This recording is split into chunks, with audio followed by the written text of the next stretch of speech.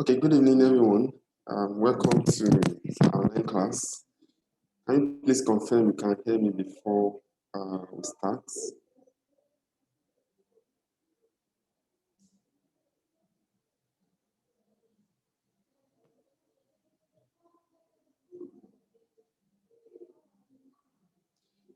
So just go to the chat room. Let me just confirm you can hear me before we move on.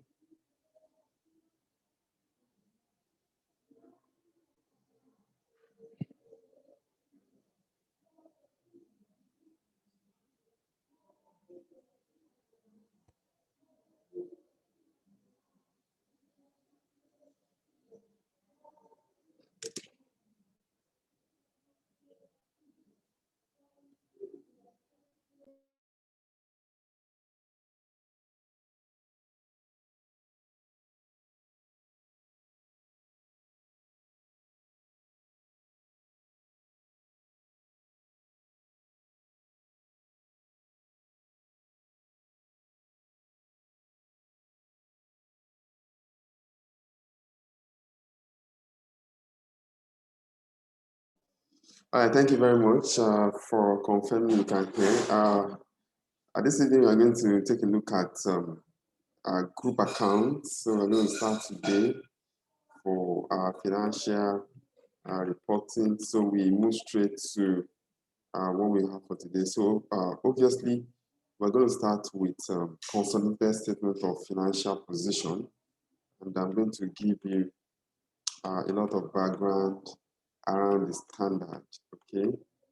So let's see, you have your learning objectives and all of that over there. Now, you're going to start from the concept of group accounting. Basically, when you have one company and you prepare your account, then you say that's a single entity, okay? So that's a single entity. So what happens when we have 2 or 3 companies together and you needed to consolidate the account, although at this level, you will be exposed to basic group accounting, or let's say simple group account, when you have the parent and the subsidiary, okay? So that's basically what you are going to be exposed to. Okay, so normally, if a company owns more than 50% of the ordinary share of another company, then you say you have control over that company, and that other company is your subsidiary.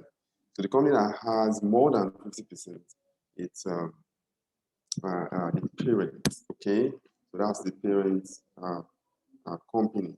So, what we now need to understand is the lines of investment that a company can have in another company. For example, if I have more than 50%, then I say I have control, then that other company is my subsidiary, then I need to consolidate. Consolidation means bringing the 2 accounts together. Okay, bringing both accounts together. That's what I mean by consolidation. Then, if I have between 20% and 50% investment in another company, then I say that's investment in associate. Okay, so that's investment in associate. So according to IAS 28, what I have there is what we call significant influence, and as such, I cannot consolidate. I can only show my investment in that associate. Okay, so if I have between 1% and 20% or 19% as it were, then that's simple investment, and you call it simple investment. Then you apply IFRS 9, financial instrument to account for whatever investments you have in that regard. Okay, so that's quite instructive. Okay, so normally, if the first company controls the second company, okay, the first company is the parent which has enough voting rights, okay, for that company. All right, so that is that means they demonstrate what we call control, okay?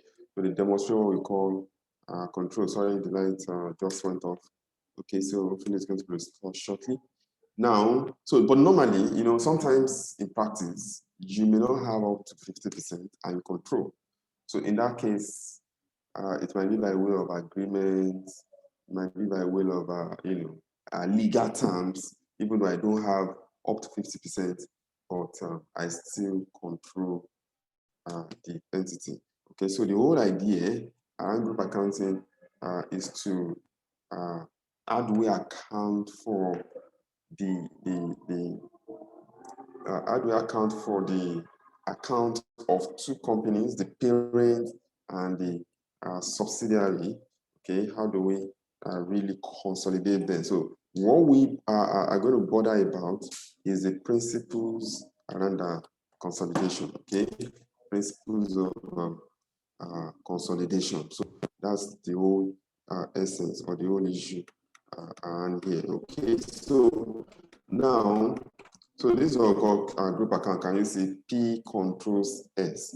P is an individual legal entity, then S is also individual entity. So if P controls S, so therefore they form a single entity. So they present an account as if they are single entity. So that's sorry about that. That's what we need to, understand around that. So that's what we need to understand around that. So the single, the concept around here is that you have to present financial information about the parent undertaking and its subsidiaries undertaking. You also show economic resources controlled by the group and also show the obligations. Okay. Now, so those are the concepts. Really, nobody bothers me about that.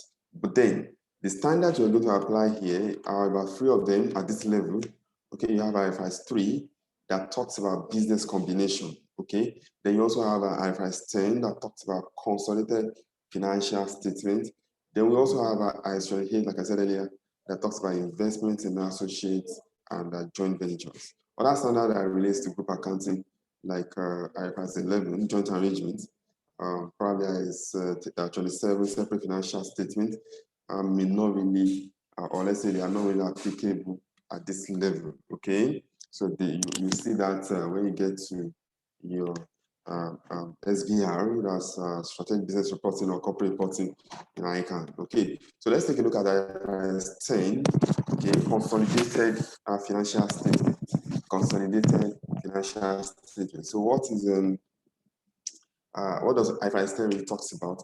It talks about parents to say it's an entity that controls one or more entities. Remember we said once you have more than 50% in control, then subsidiary is an entity that's controlled by another entity, okay? So control of an investee talks about an investor controls an investee when the investor has power over the investee or is also exposed or has right to variable returns from its involvement with the investee and has the ability to affect those returns. So that's what I mean by control, okay, according to IFRS 10. So you need to take note of that in case the examiner picks you up from there. Okay. Now, normally, we are for parent company, we have to consolidate.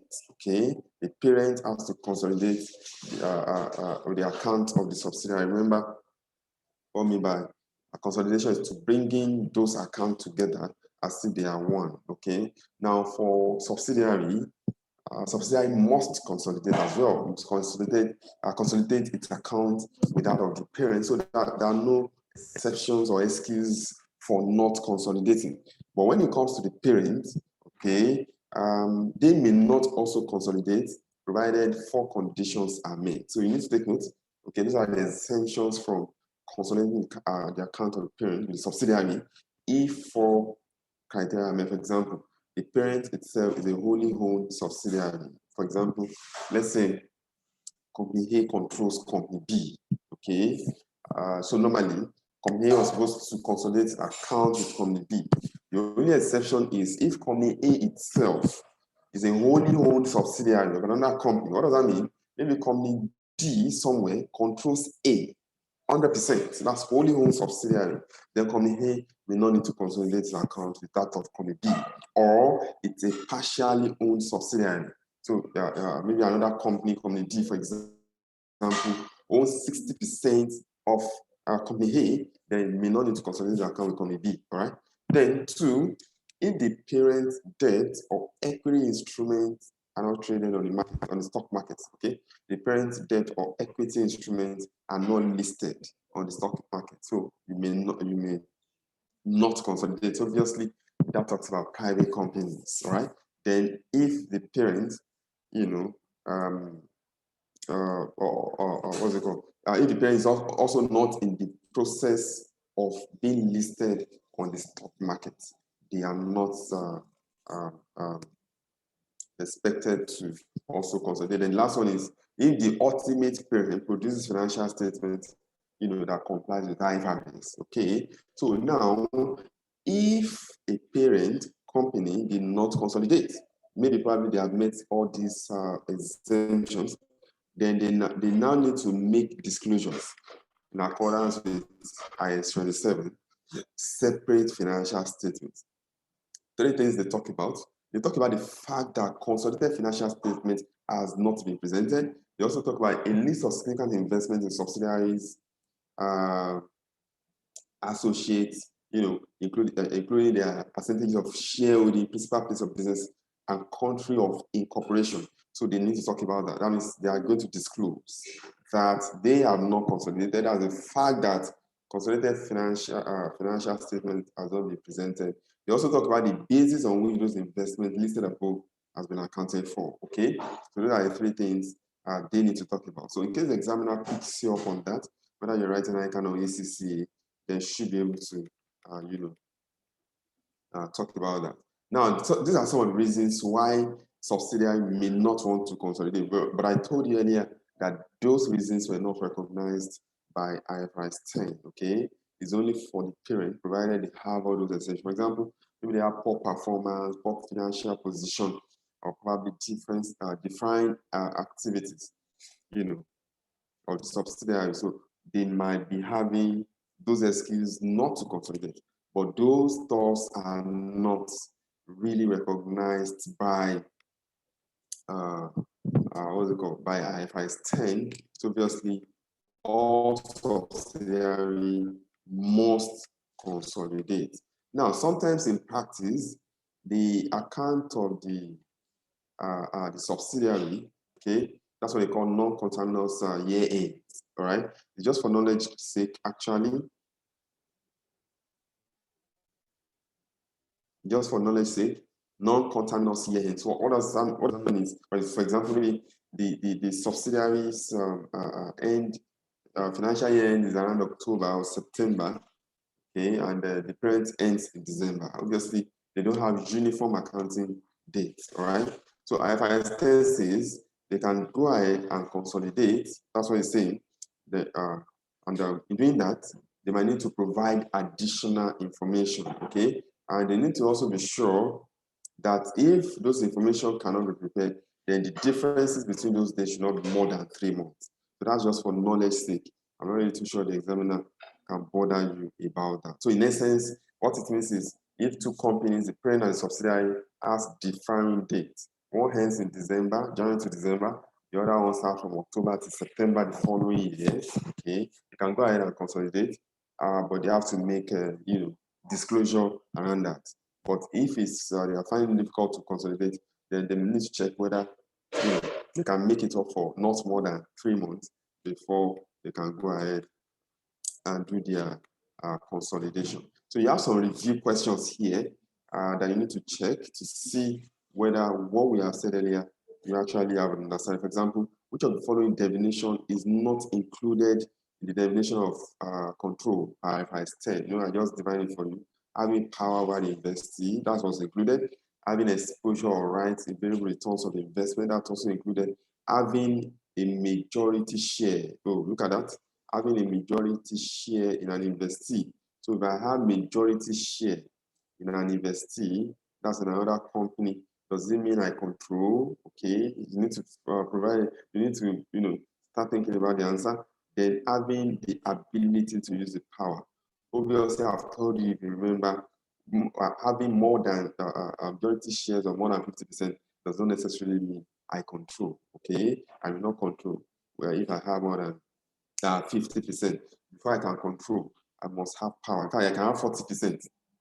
Maybe by agreement or by law, legally, I control those entities. But for your exams, what demonstrate control is more than 50%. So the answer is C. So you can go over all those questions to save our time, just to check whether what we have said earlier, you actually understand. So you have your answers there. Please go over them. So let's now take a look at consolidated statement of financial position. Okay. So maybe let's see what we can do tonight. And then obviously maybe on Thursday we continue from there.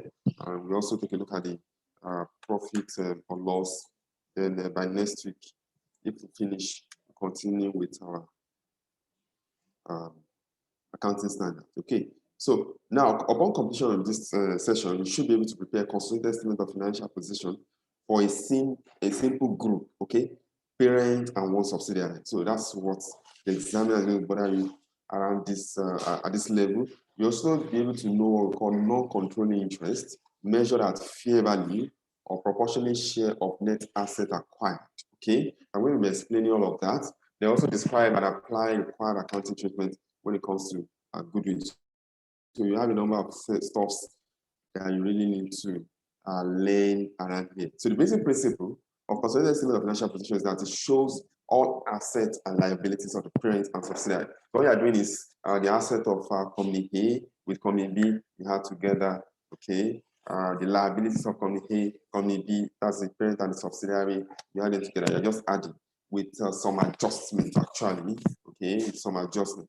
Because once the date of acquisition differs from the date of consolidation, obviously there's going to be an adjustment. Okay, so you also have some intra-group items. For example, you have receivables, payables between the parent.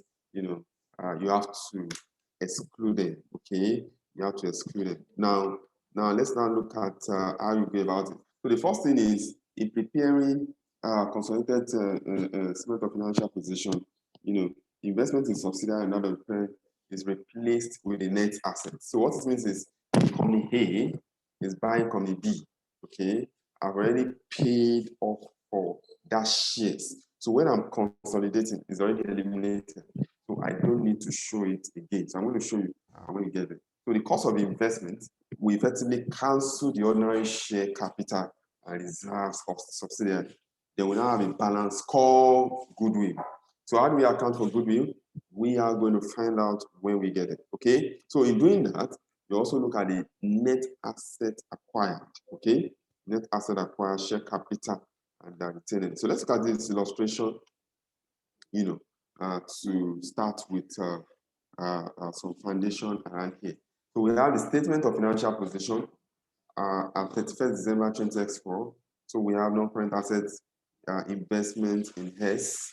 Then we also have, you know, said here it said he acquired 100% of shares in HES on 31st December 2024 at the cost of $50,000. Oh, okay, so now what do we do here? Now let me show you. So normally, my investments in if you look at here, sorry, let me see. So I am buying up S by $50,000. So this is their own share capital. Can you see that? And they also have a retained earnings of 10. So normally, if I pay more than the net assets of that company, then I have goodwill. Okay. So here, the balance on investment in HES at cost in the P statement of financial position will be replaced by the underlying asset and liabilities which the investment represents. Okay. Then the cost of the investment in subsidiary is effectively cancelled out. We cancel out the ordinary share and the reserve. Okay. So that's what normally happens around that. Now, what do you now do? You just be adding up line by line. Can you see non-current assets you add up, okay, of those subsidiaries, the current asset you add up. Then when it comes to share capital, you only report for the parent, okay? You don't add up. Remember that investment, the amount I pay to acquire the subsidiary has already cancelled out the ordinary capital, ordinary share capital, and the reserve of the parent. So that's when you come here I am only reporting the parent share capital only. Listen up. Now, in consolidated financial statement, assets and liabilities of the parent are consolidated with adjustments. Okay, example that could be sale of shares, sale of assets, transfer of assets, and so forth, and so on and so forth. Okay, but when it comes to equity cession, I'm only reporting the share capital of the parent and the retained earnings of the parent. If I have NCI, I put it up. I will only have NCI if I don't have 100% control.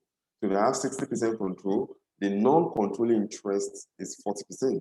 Okay, so when it comes to liability, I will also show both. Okay, so that's how to do normally consolidation.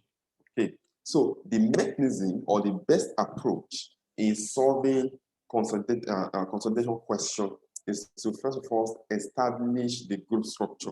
For example, P controls S. So that's the group structure you are seeing here by 80%. So that will help you, to gain some confidence when you are attacking a consolidation question in exam. So now the next thing you do is the net asset acquired.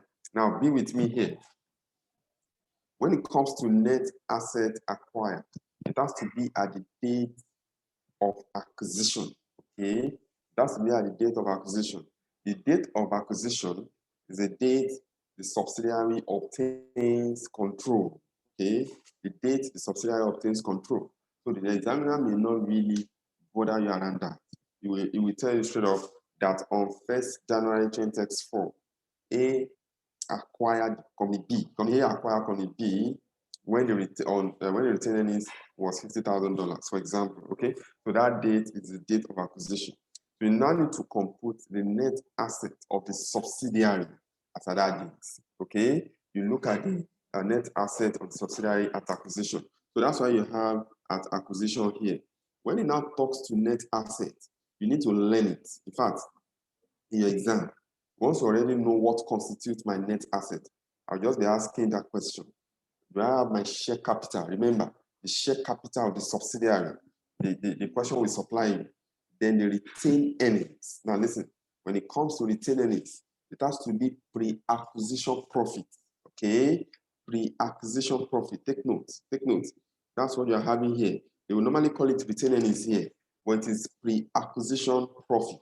All right? So for example, they say on 1st January 2024, company A acquired company B when its retained earnings was $50,000, for example. So that retained earnings that was mentioned at that date of acquisition is what we call pre-acquisition profit. If you have valuation surplus, you also bring it on.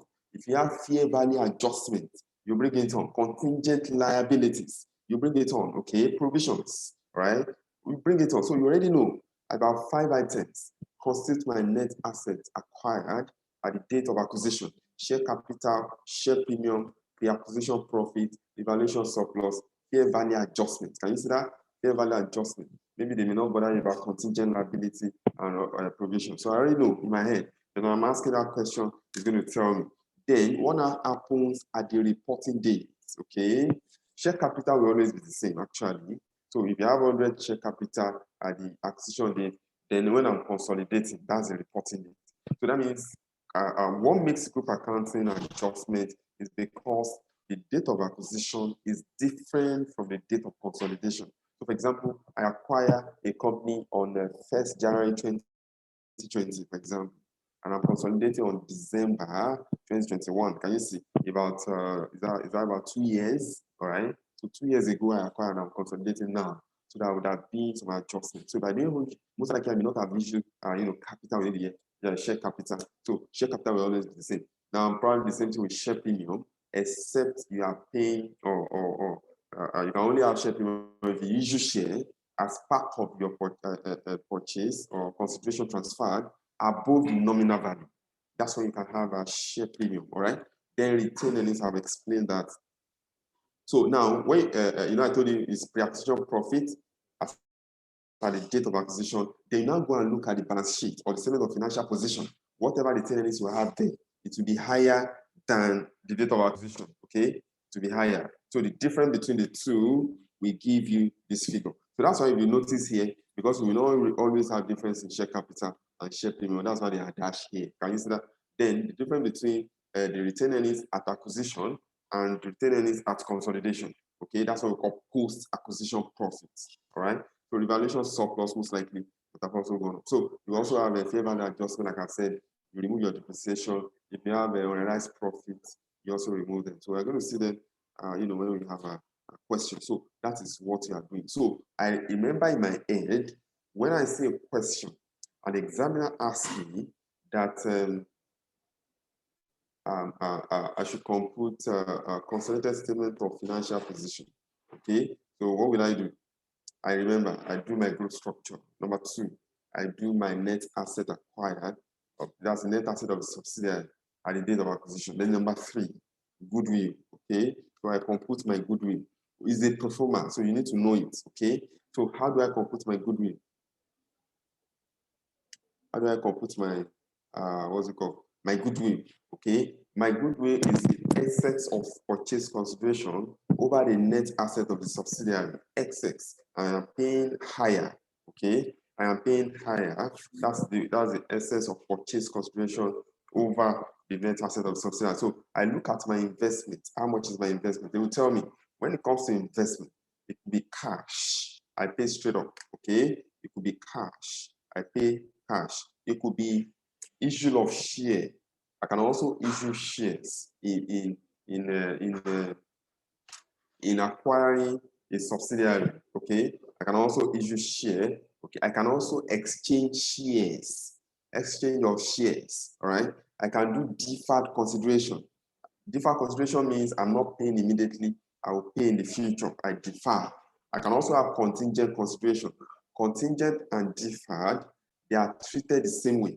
The only difference is for contingent consideration is dependent on a condition in the future. For example, if you make certain profit, then I'll also pay this amount. That's what we call contingent. It has a condition. But when it comes to deferred consideration, I'm only paying at a later date, even contingent. I'm also paying at a later date. The only difference is one is dependent on a condition. So that's it. So you need to learn that. So when I look at question, I ask myself, is there any cash payment? The question will tell me. Is there any issue of share? It's going to tell me. Okay. Is there any exchange of shares? It will tell me. Do you have contingent or deferred consideration? It will tell me. Those are the 5 things that you look out for. Obviously, the examiner may not test on all those 5. He picks, I'm sure cash will always be there. He picks 1 or 2 out of all those lists. Then I know. Then, as part of my what's it called? Investment, I will now measure NCI. Okay, non-controlling interest. Be with me here. Non-controlling interest can be measured in 2 ways. It could either be measured at fair value, that's what we call full goodwill, or it is measured at what's it called? It is measured at proportionate share of net assets acquired. 2 ways the NCI can be measured. Measured at fair value, that's a full goodwill or proportionate share of net asset acquired. So you need to understand, okay? Now, if it is measured at fair value, it's either the examiner gives you the figure straight up. It will say it is a good policy to measure NCI at fair value. At the fair value of NCI at the date of acquisition is $50,000. You just pick the figure and you use it straight up, okay? Remember, I'm talking about non-controlling interest here, okay? So that's why you have it in star there. So the explanation is down there, okay? I'm talking about that. Okay, so if it says fair value, it gives you the figure, then you pick it up. If it did not give me the figure, be with me here. It did not give me the figure. It will give me the market price, okay? It will give me the share price of the subsidiary. Remember, I'm computing goodwill at acquisition, okay? So give me the market price of the subsidiary. So I pick the market price of the subsidiary, I multiply by the share capital of the subsidiary, so that it can give me my, what's it called? It can give me my non-controlling interest. Okay, sorry, let me see whether I can demonstrate that for you. Let me see whether I can demonstrate that for you. Hold on 1 minute. Let me see. So just hold on. Okay. want to see whether I can demonstrate that. Okay, so that you will really understand what I'm saying. Okay, all right. I believe you can see my screen. I believe you can see my screen. Okay. Okay, so now this is what I'm saying.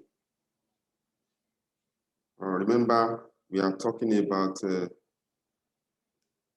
sorry, we are talking about NC high. Okay, so I'm talking about NC high at fair value. All right, so I'm talking about NC high at fair value.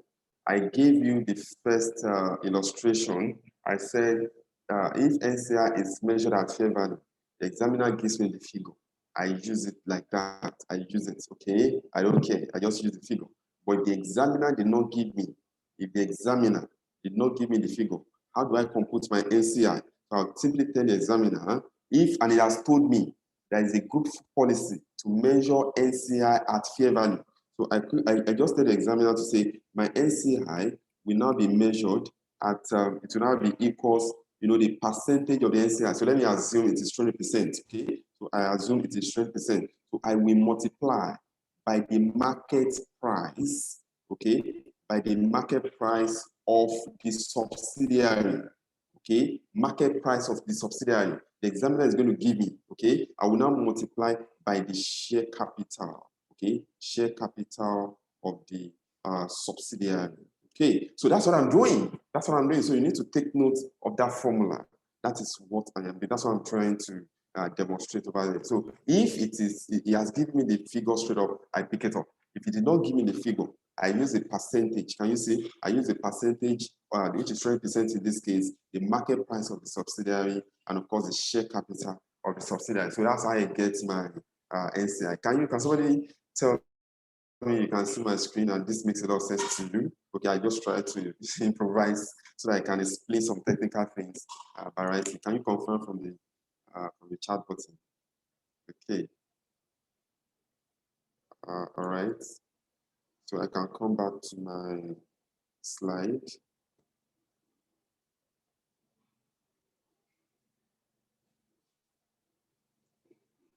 Okay. Nobody's talking to me. Please talk now. All right. Okay, so I want to find out if what I wrote, makes sense for me to demonstrate how NCI is being computed. Does it make sense? So, most time we don't really do some workings here. Okay, so, but maybe going forward, I'll be doing certain workings. All right, thank you very much. Thank you for your confirmation. All right, so that's brilliant. Now, I will now take a look at the fair value of net asset acquired. Remember, I've already computed it. Let me show you. Remember, we have already computed it here, fair value. Just pick this figure here, okay? Just pick it up and you come and show it. Come and show it here. That's the fair value of net asset acquired. So you remove it from your total investment. This is my total investment. The investment in that company, okay? And of course, plus NCI minus the fair value of net asset acquired. So this will give me goodwill on acquisition, right? So to give me goodwill on acquisition. Okay. Then if I have impairment, they will tell me at this level, the examiner will give you figures for impairment. When you get to the other level, at higher level, you need to compute your impairments, okay? So I remove my impairment, then I have goodwill on consolidation. I have goodwill on consolidation, okay? So this is what I explained earlier. If fair value method is used, okay? Can you see the number of shares, NCI home, multiplied by subsidiary share, can you see? And then if it's proportionate share, of net asset acquired. Okay, so that's the second one, proportionate share. I just pick NCI percentage multiplied by the fair value of what's it called, net assets. So I just multiply by net asset. That's all. Okay. So if it is positive goodwill, you take it as current and non-current asset. That means my investment is higher than what I'm acquiring. Okay, I take it into my account straight up. Okay, then if goodwill is negative, that's what they call gain on a bargain purchase. Okay, that's what they call negative goodwill. If it is negative, what do I do? If it is negative, I take it as an income. Okay, I recognize it within my retained earnings straight up. Okay, so that's what you have there. Then you now compute your NCI. You also compute your NCI. So what do you do around the computation of my NCI? Remember, I've already gotten my NCI. I just try to demonstrate it. I pick it up. Then you don't have any share of post-acquisition profit. I also bring it up. Okay. Basically, those are the two things that you have in NCI. But when I have impairment, listen, when I have impairment of goodwill, I have to check. Okay. Is NCI measured at fair value? That's full goodwill, or is measured at proportionate share of net asset acquired? What does that mean? If NCI is measured at fair value, it means that NCI belongs to both the parent and the group, or and the subsidiary. Okay, it belongs to both the parent, which is the group, and the subsidiary. That's the meaning. But if it is measured at proportionate share of net asset acquired, it only belongs to the parent. So if NCI is now measured at full goodwill, that means that impairment will be shared between the NCI and the group or the parent. Okay, that impairment will be shared. But if it is measured at proportionate share of net asset acquired, the impairment will only be suffered by the parent company. Okay, so that's it. So that's what you are seeing here. NCI share of impairment, fair value method only. Can you see that? Fair value method only. Then the same thing with your group retained earnings. It will only be the parent retained earnings alone. You know, I told you earlier, the parent retained earnings alone. That's what you have here. Then you also share post-acquisition reserve that I told you earlier on. Okay. Then if there's an impairment, you also share, provided you know the parent will always share the impairment. But in this case, if it's fair value, if NCI is measured at fair value, to share the proportionate or the shareholding. Okay. And if it is a non-control, what's it called, proportionate share of net asset acquired, to only to share everything. Okay, the whole of that impairment. Okay, so that's the issue around that. I've actually talked about goodwill, but these are further explanation on goodwill. So you might decide to also pick it up. So you see the definition of goodwill around the IFRS 3 business combination. So we don't need to waste another time there. So I've explained all of this impairment of positive goodwill, remember? You have positive goodwill, you take it as non-current asset. So if it's impaired, you debit what's it called? Good reserve and credit goodwill. You know, goodwill is an asset. It's positive goodwill. So that's what you're doing. Okay, so what they are trying to explain here is what I've done earlier. If it is fair value method, if it is fair value, that means it belongs to the group, and the subsidiary. So that's why you debit group reserve by the percentage of impairment, and you also debit NCI by the percentage of their holding, and you credit goodwill. So that's the idea there. Then, if you now have a negative goodwill, right, because investment is less than the net asset. The net asset of subsidiary is, let's say, 100,000, for example, and I'm paying lesser. I pay 80. That means that's what they call gain on the bargain purchase. All right. So IFRS 3 does not really refer this as negative goodwill, but he call it gain on bargain purchase. But you know, sometimes most textbooks or lecturer they say negative goodwill. Okay, but that's what people really use. Okay, so normally you credit straight to your statement of profit or loss account. So you take it to your group retained earnings because I need income from me. I was supposed to pay 100, I pay 80. So that 20 difference is an income for me. I take it to POS account. So one way or the other, I've explained the concept of pre and post acquisition reserve earlier when I was showing you the pro forma for net asset acquired at acquisition. Okay, so this is further explanation on that.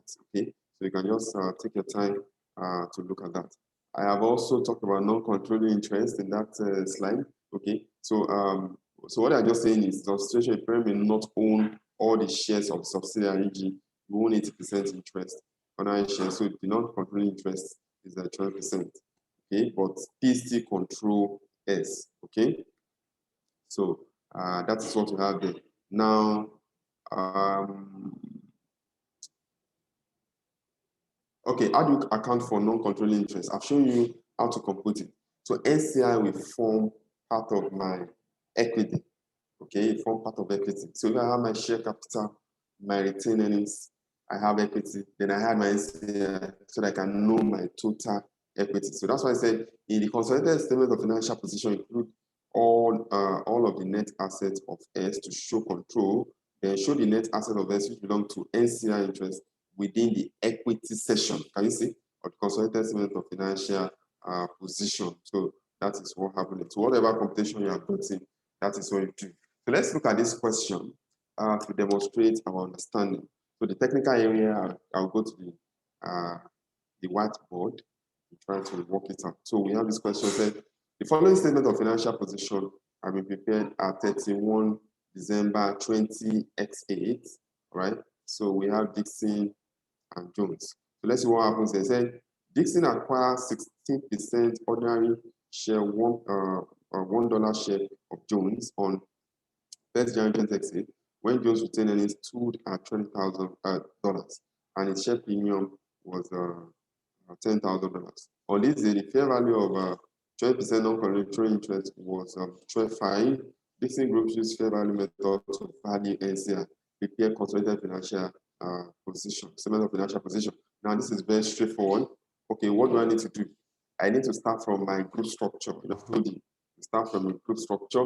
So you do Dixon, controls Jones. Now, here, if you look at this place, we're not giving the percentage of control. If you look at the question, it said Dixon acquired 16,000 ordinary share, in Jones. Ordinary share in Jones. Can you see? So they did not give me the controlling interest. But if you look at here, it said the fair value of 20% non-controlling interest. Technically, that means control should be 80%. But let me assume that this 20% was not given. How will I know my control? Sometimes or most times the examiner would have said Dixon acquire 80%, ordinary share of Jones. So you already see it. So how do I go about it? Okay, so let's see. All you need to do is pick this 16%, that I acquire. Then I go to the subsidiaries account. I pick the 20, the share capital in the subsidiary. I was told that I acquire 16% out of the, the 20,000 share capital. Then I pick up my calculator. Okay, I pick up my calculator. So I said 16 divided by 20. What will it give me? Multiply by 100. That's what you do. Okay, to give me 80. So let me do that for you. You should be able to do that actually. But let me try to see if I can do it for you. Okay. Okay, so sorry. Okay, so if I'm not giving, I am not giving, what's it called? The controlling interest. Okay, so if I want to compute controlling interest, okay, I want to compute controlling interest. Sorry. Okay, sorry. Okay, yeah, the answer is 80. Brilliant. Thank you, Oluchi. Yeah, so the answer is 80. So if I want to controlling interest, okay, okay, sorry about that. Sorry.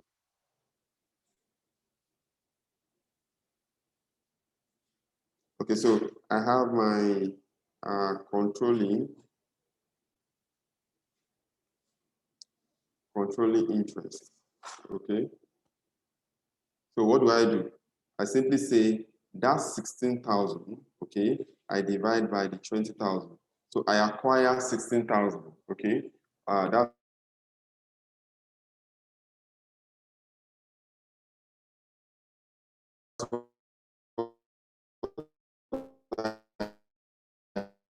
to give me, which is very correct, right? Very correct. So can you see that? So in case we are not giving, that is what we do. But we're not giving the additional information. Do we compute same way? Yes, of course. You compute same way, okay? You compute same way, yeah. You compute the same way. So that is what we have there. Okay, so let's continue. Let me see if I can continue. Okay, so now I do my group structure, all right? I do my group structure, then I now go to net assets acquired at date of acquisition. So what do? I pick my ordinary share. Can you see? How much is my ordinary share? 20. I pick it up. I pick my, okay, let me see if I can be showing you as I'm explaining. So let's see. Okay, can you see now? That's my group structure. So I go to my net asset acquired. So you pick the share capital. At the reporting date, it will be the same.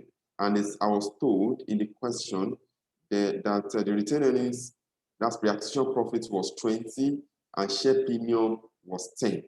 So I pick share premium, then share premium. Okay, did you see that? If you look at the account, you see that there was share premium here, which is also 10. That means it did not change. And when I acquire, my share premium was also 10. So that's why you are seeing 10, 10. Then when I come to my retained earnings, can you see that? When I come to my retained earnings, now listen to me here.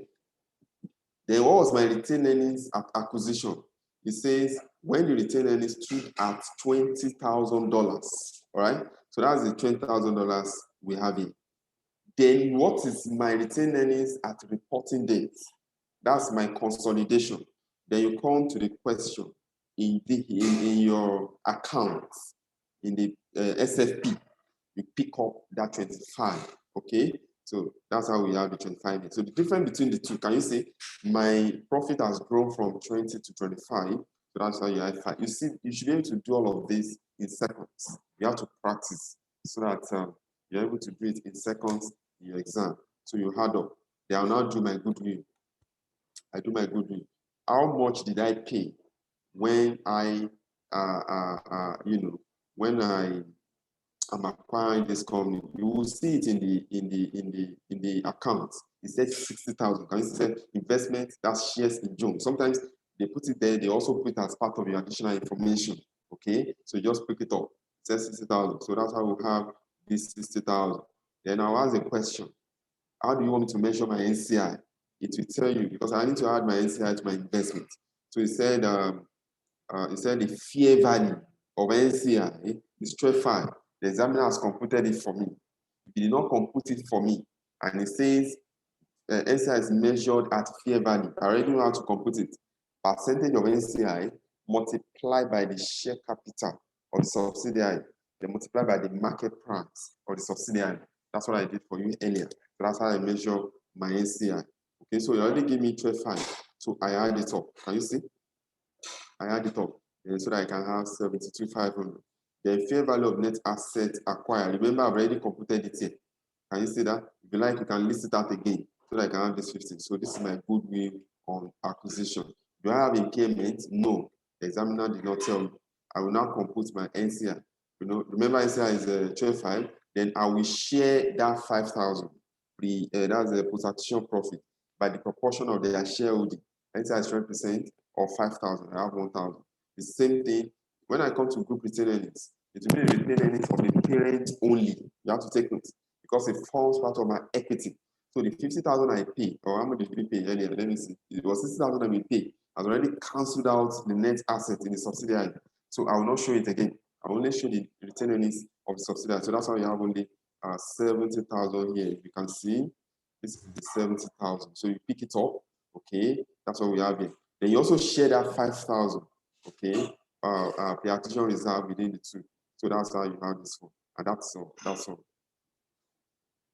That's all. So you can now compute your what's it called, balance sheet. Okay, so you just be adding up. Can you see goodwill? You pick it up where you have goodwill here. Then you add the asset together, current asset. Then you show your share premium, equity capital, group retained earnings based on the computation. You have your NCI, you have current liabilities, and you add up. Okay, so that's all. That's all. So that looks so simple. Okay, so don't forget, I'm taking it little by little. Okay, so you have question 2. You have question 2. You should be able to deal with that. Okay, so this is saying Jack acquired 60% of ordinary share capital of Daniel on 31 December 2026 for $240,000. And this the net asset of Daniel were 360. What goodwill arise on acquisition? If NCI is value a proportionate share of net asset, or NCI is value using fair value method, and the fair value of NCI is 150. So you should be able to undo that. Okay, you have the solution there, but I prefer you work it first. Okay, work it out first and compare your solution with what you have in that material. Before we continue, any question for me so far? Any question for me so far? Before we continue? Any question for me so far?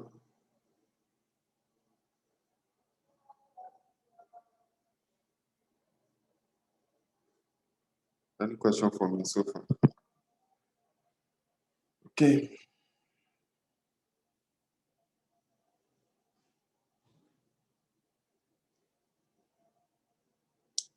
How did we get 60,000 in question 1? Okay.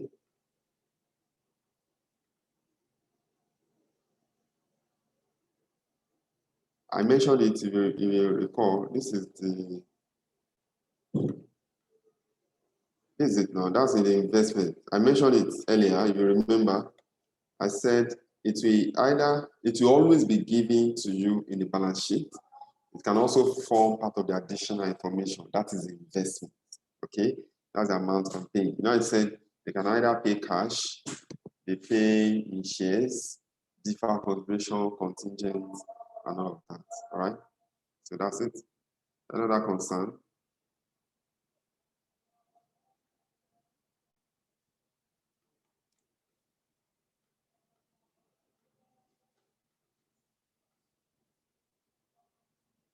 Okay, so there's no other concern, then we can talk about fair values.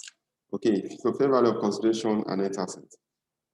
So normally, IFRS 3 requires that the net asset should be measured at fair value. IFRS 13 talks about fair value actually. That is the price that will be received to sell an asset or paid to transfer a liability in an orderly transaction to market participants at a measurement date. Okay, that's how fair value is being defined. So at this level, I'm not sure they will ask you, to compute the fair value when it comes to consolidation account. However, if you have been tested or picked up on IFRS 13, you need to know how to, determine fair value. So at some point, I'm going to take you IFRS 13. Okay, so that's what this is actually talking about. So you can just read all of that for knowledge sake. So now, when it comes to cost of investment, I said it earlier, you can pay cash. Okay, you can have deferred or contingent consideration. So you have this explanation here. Okay, so the best way for me is to look at questions to demonstrate that. So when it comes to deferred consideration, for example, you are looking at the future value. I'm going to pay you in 3 years' time. I need to discount it to present value. How do I do that? Okay, so let me see if I can do that for you. Let me see if I can do that for you.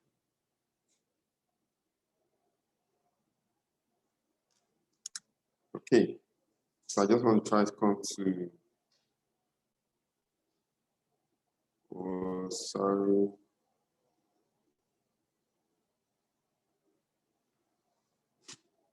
Okay, yeah.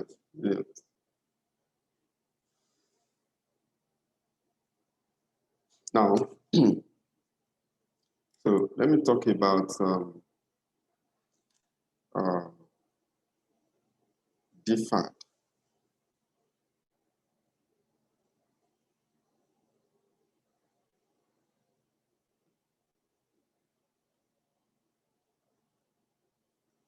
Deferred consideration.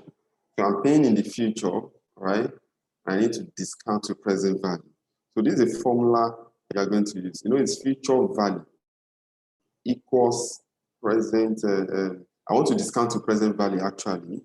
Okay, so I have my present value. So this is my present value.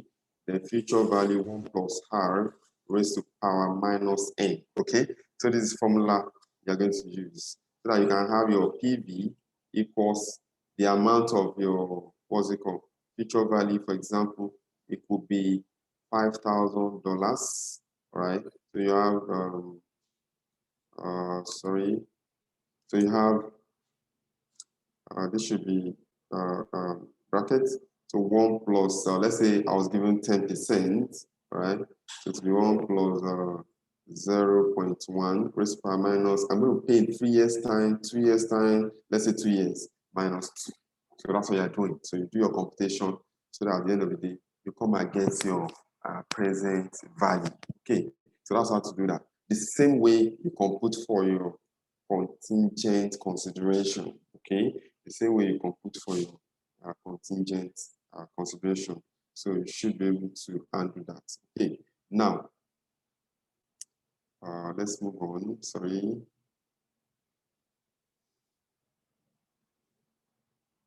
So now another formula is you do 1 over 1 plus r raised power minus n. It's the same. Okay, it's the same. Okay, so so you should be able to deal with that. So share exchange, issue of share, all those ones are very straightforward when we get there.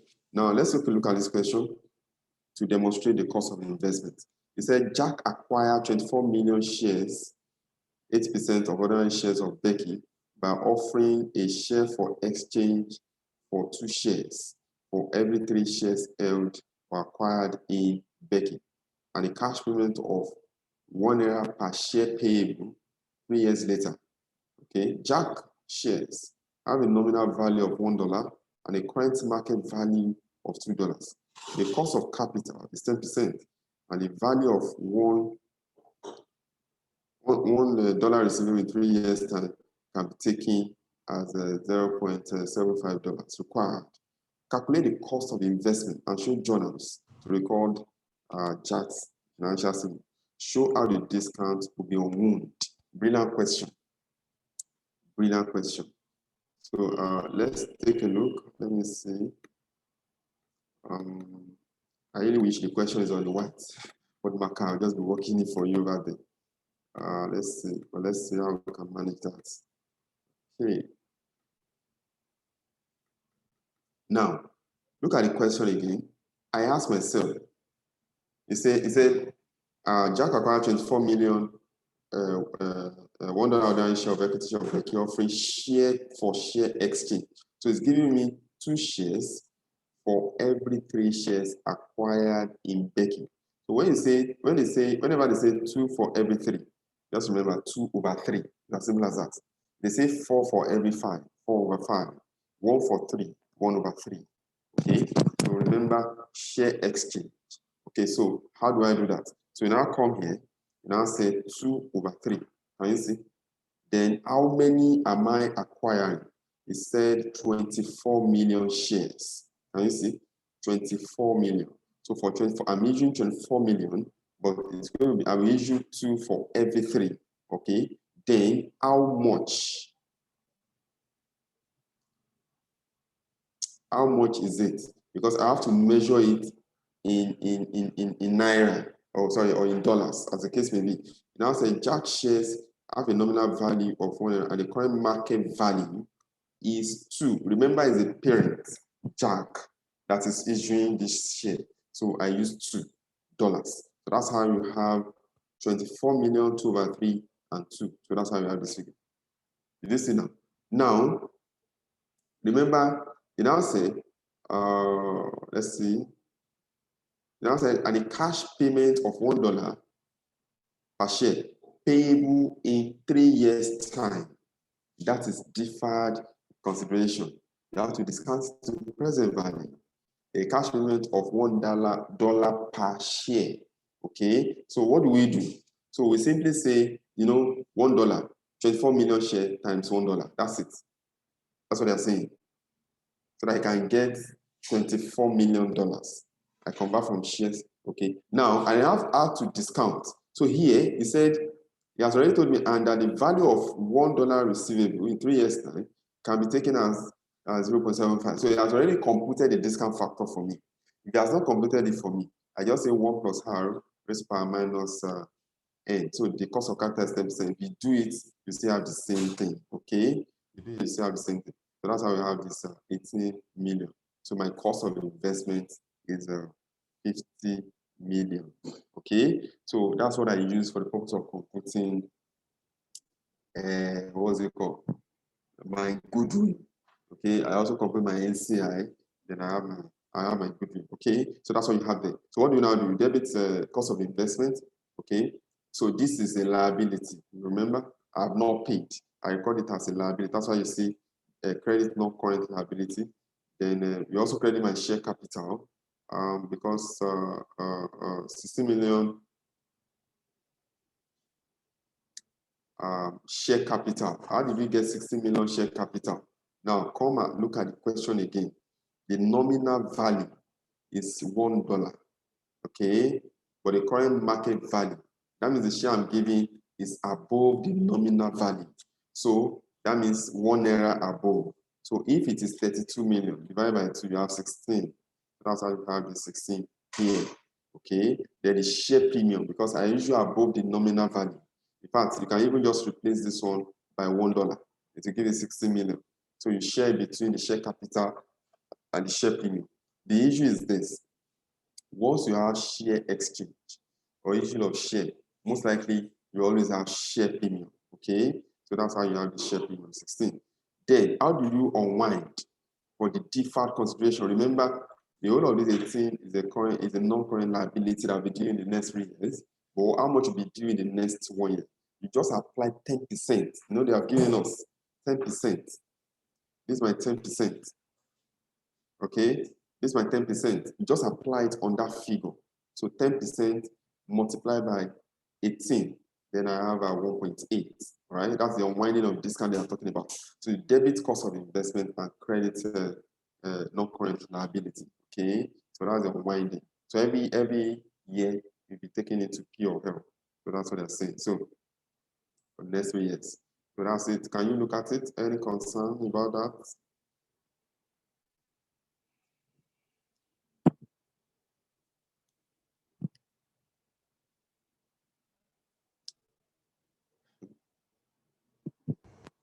Any concern?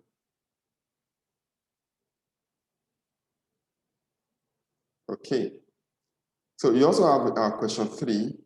So I will advise that you go through question 3.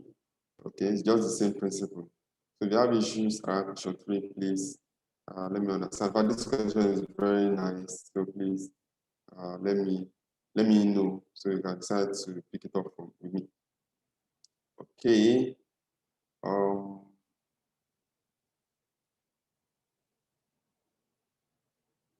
Okay. Esther is saying I should throw more light on unwinding of discounts. Brilliant question. Okay, so let me throw light. I'm not sure that I should throw the light inside the system. Okay. Okay, so all you have is questions. Okay, now let me use that question to throw more light on unwinding of discounts. When you unwind, I think that was the time I wanted to write an article on unwinding of discounts. Okay, so let me throw light. Okay, I should throw the light. Okay, all right. Now let me try to explain unwinding of discount. Now everybody understand how we got this 18 million pay in the future.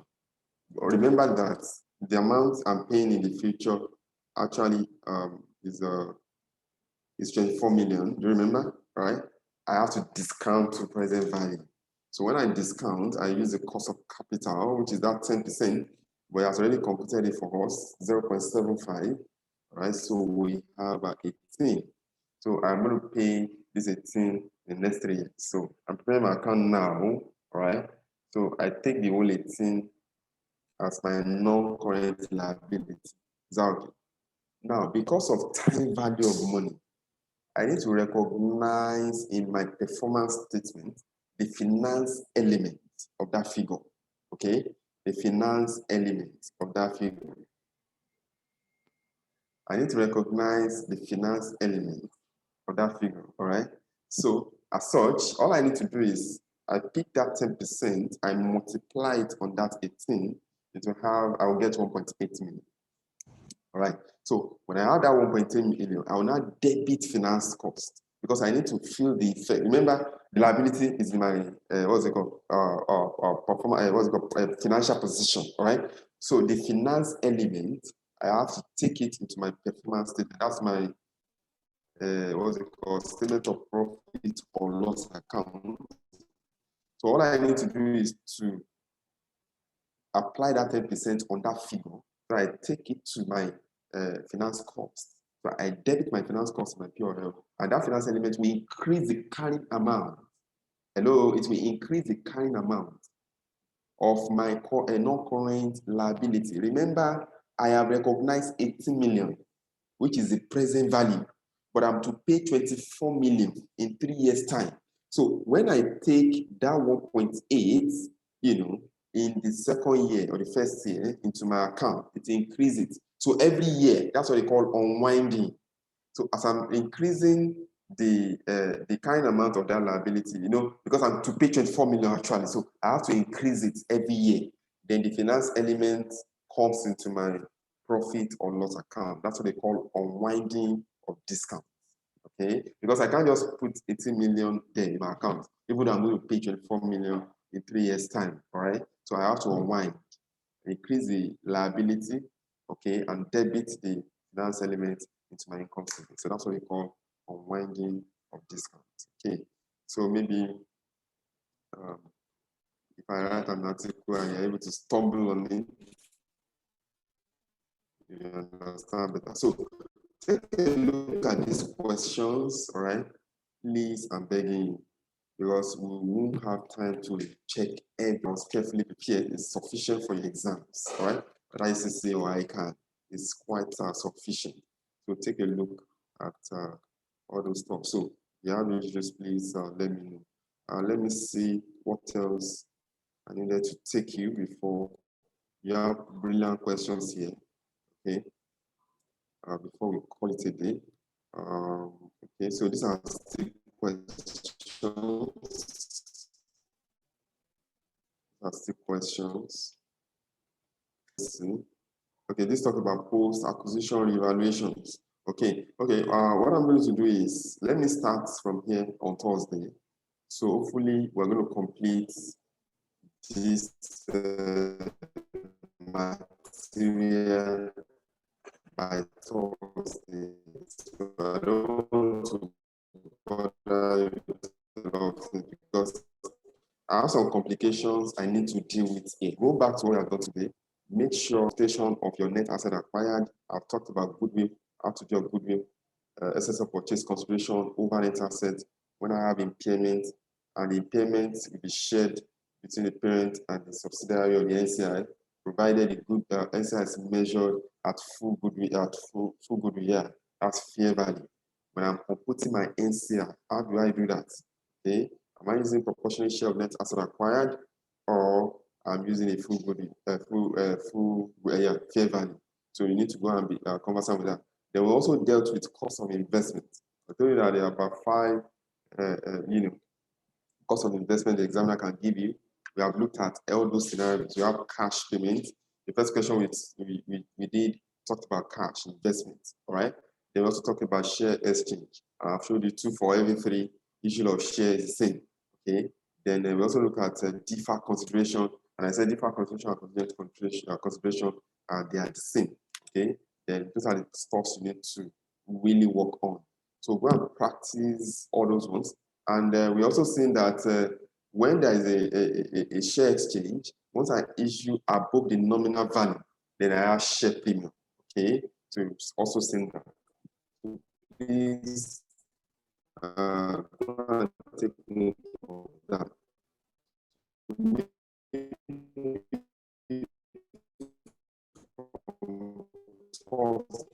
I'm going to take a look at post-acquisition revaluation trading, where you have sale of value. So don't let me complicate issues here. You have current accounts, cash, goods in transit. So all those are the adjustments you need to work on when it comes to group accounting. But don't let me bother you with that tonight, okay? So go and revise what I've done earlier. I think I've laid a lot of foundation. So by Thursday, by God's grace, we will deal with all these other complications when it comes to group accounting.